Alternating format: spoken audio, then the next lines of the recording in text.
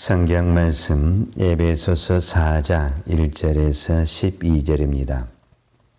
그러므로 주 안에서 갇힌 내가 너희를 권하노니 너희가 부르심을 입은 부름에 합당하게 행하여 모든 겸손과 온유로 하고 오래 참음으로 사랑 가운데서 서로 용납하고 평안에 매는 줄로 성령이 하나 되게 하신 것을 힘써 지키라.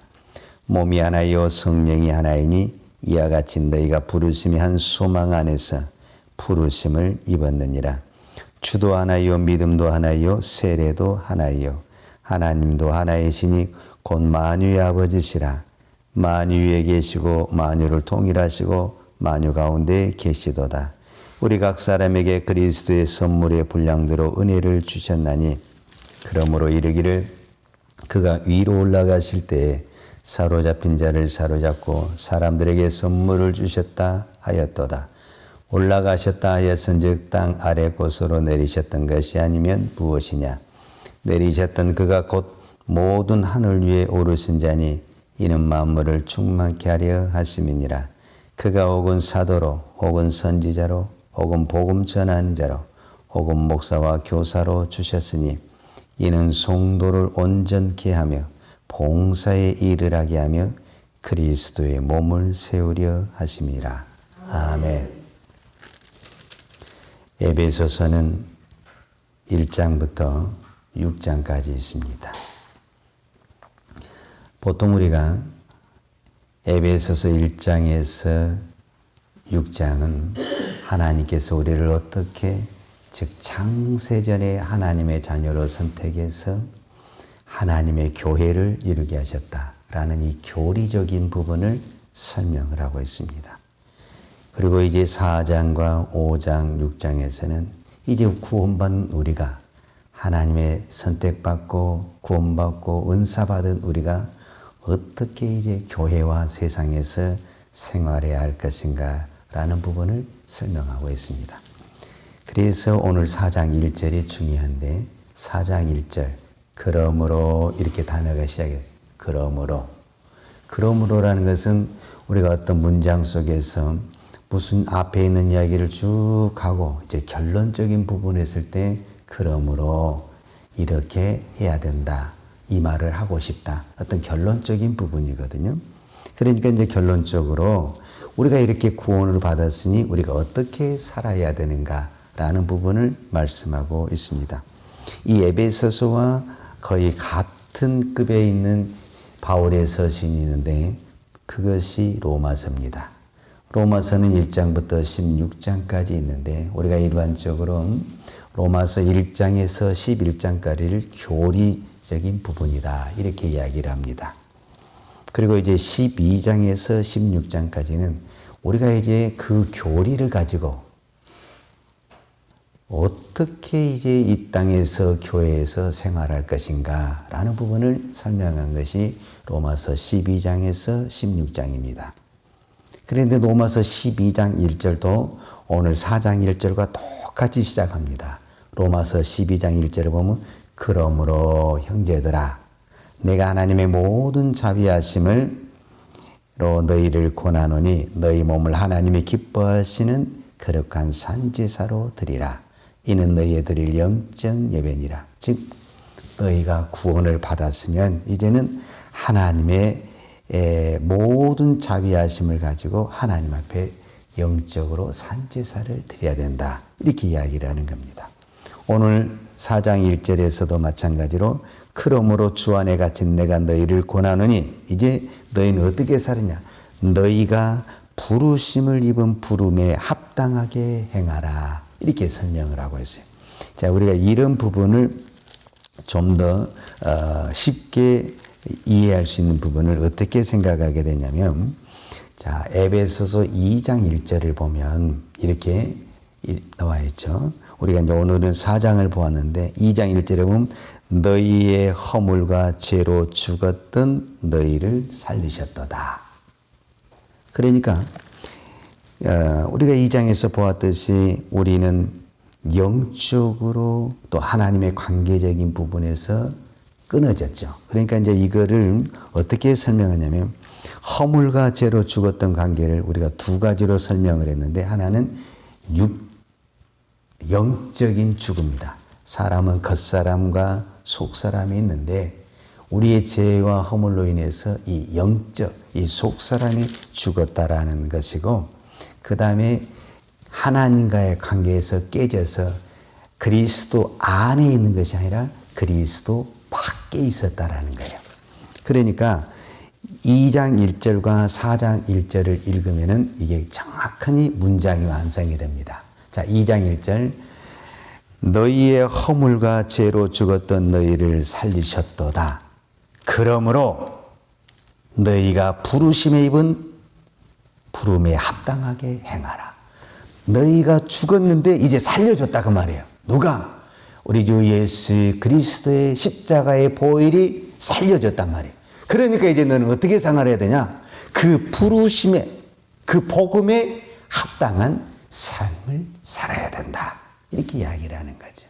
그러니까 2장 1절과 4장 1절을 연결해 보면, 내가 어떤 상태에 있었는데 지금 이렇게 되었으니까 내가 앞으로는 이렇게 살아야 되는구나 라는 것을 설명하는 것을 볼 수가 있습니다.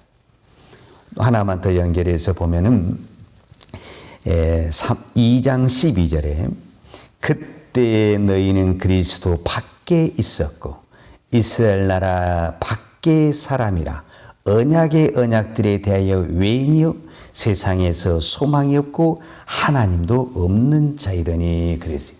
그러니까 그때는 언제를 말하냐면은 허물과 죄로 죽었던 상태를 말하는 거죠. 그러니까 그때 너희가 허물과 죽었던 상태는 어떤 상태를 지금 구체적으로 설명하면 그리스도 밖에 있었다. 그리고 이스라엘 나라의 밖에 있는 이방인이었다. 그리고 언약이 없었다. 우리에게는 언약이 없었다. 하나님의 언약이 없어서 우리에게는 소망도 없고 뭣도 없다. 당연히 하나님도 없었다.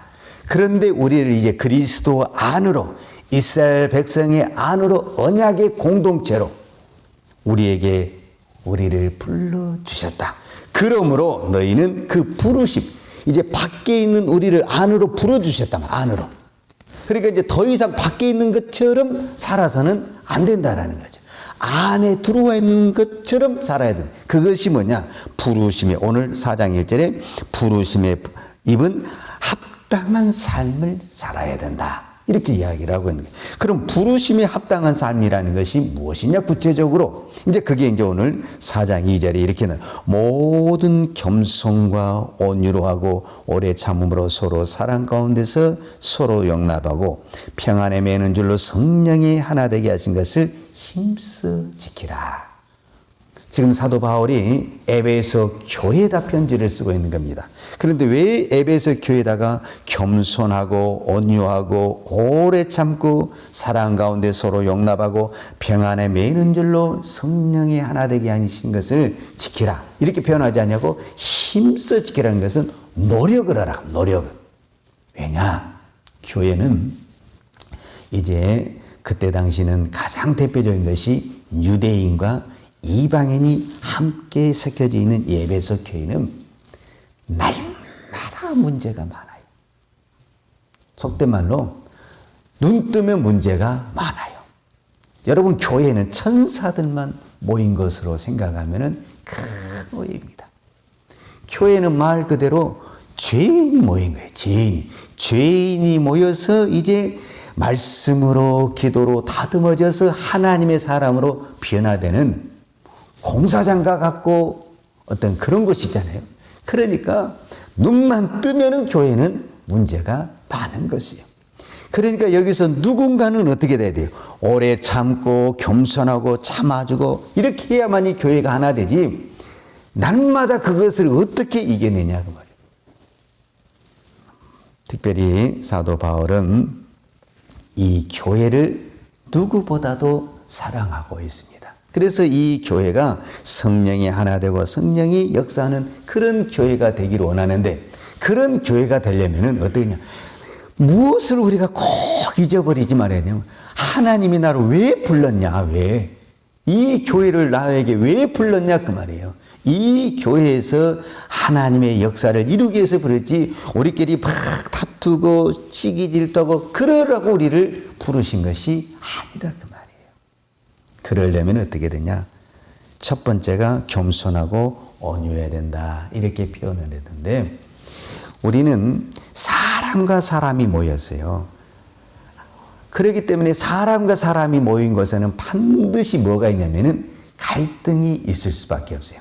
부부 간에도 부모와 자식 간에도 갈등이 있는데 이 남남이 모인 이 그리스도 안에 이 교회 안에 공동체가 얼마나 갈등이 많겠어요. 그러니까 서로를 이해를 해야 돼요. 상대방을 이해해주고 그것을 품어줘야만이 교회가 하나 되는 역사가 일어나지 자기 주장만 해버리고 자기 것만 내세워버리게 되면은 교회는 날마다 싸우는 전쟁터가 돼버리게 되는 거죠. 근데 보통 우리가 이해하다라는 단어를 쓸 때 영어로 understand이라고 understand. 그래서 우리가 그러잖아요. understand? 이해했냐? 그 말이잖아요. 근데 이 understand이 두 가지 합쳤는데 아래서 쓰다가 말이에요. under 아래, stand 쓰다 말이에요. 그러니까 우리가 다른 사람을 이해를 하려면 어떻게 해야 되냐면 그 사람 밑에서 해야 돼. 밑에서. 그래야만이 우리가 그 사람을 이해하고 받아들이게 되는 거예요. 근데 우리는 대부분 그 사람 위에 서서 이해하려고 하고 내 뜻에 맞추라고 그러니까 서로 자기 주장이 강하다니까 이게 안 맞는 거예요. 그 사람 밑으로 가야만이 내가 맞춰지는 거거든요. 그래야만이 이해가 되고 받아들이게 되는데 우리는 위에서 맞추자 그러니까 서로 위에가 있으려고 하니까 갈등만 이게 증폭이 되고 이게 융화가 안 되는 그런 현상이 나타나게 된다라는 거죠. 그리고 이제 특별히 이제 다 이야기를 못 하겠는데 자 11절에 보면 오늘 4장 11절에 보면 이제 교회 안에 이런 직분을 줬어요. 이건 중요한 직분이죠. 그가 혹은 사도로 혹은 선지자로 혹은 복음 전하는 자로 혹은 목사와 교사를 주셨으니 그랬잖아요. 사실은 이거는 어떤 부분에서는 은사와 같은 것인데 우리가 은사하다 그러면은 로마서 12장의 은사가 나오고 고린도전서 12장의 은사가 나옵니다. 그런데 그 은사를 이야기할 때 너희 지체에서 이렇게 이런 지체, 이 지체에 어떤 사람은 뭐 지혜를 어떤 사람은 애언을 이렇게 이야기해요. 그러니까 우리 교회를 몸으로 봤을 때 그 몸 안에 여러 지체가 있는데 그 지체를 뭘로 표현했냐면 은사로 표현했다. 은사로. 그런데 오늘 에베소서에 말하는 이 부분은 은사적인 것보다는 교회 지도자를 이야기하고 있어요. 그렇기 때문에 어떤 지도자냐면은 사도, 선지자, 복음 전하는 자, 목사와 교사가 공통점이 있는데 말씀을 가르치는 지도자를 이야기하고 있어요. 이 말씀을 가르치는 이 지도자를 왜 주었냐 이제 정답이 12절에 나오는데 이는 성도를 온전케 하며 봉사의 일을 하게 하며 그리스도의 몸을 세우려 한다는 이 그리스도의 몸이 뭐냐면은 교회를 말하는 거예요. 그리스도의 머리가 그리스도잖아요. 그러니까 그리스도의 몸은 뭐가 되냐면은 우리 교회가 되고 모든 지체를 세우게 하는. 그러니까 왜 하나님이 이런 직분들을 주냐면 교회의 구석구석이 잘 세워져야 된다라는 거예요. 자, 이 말을 이렇게 이해를 하면 돼요. 자, 우리 몸 안에 우리 몸이 여러 부분이 있잖아요. 손도 있고 발도 있고 여러 부분이 있는데 다 그 하나하나가 건강하기를 원한다는 거예요.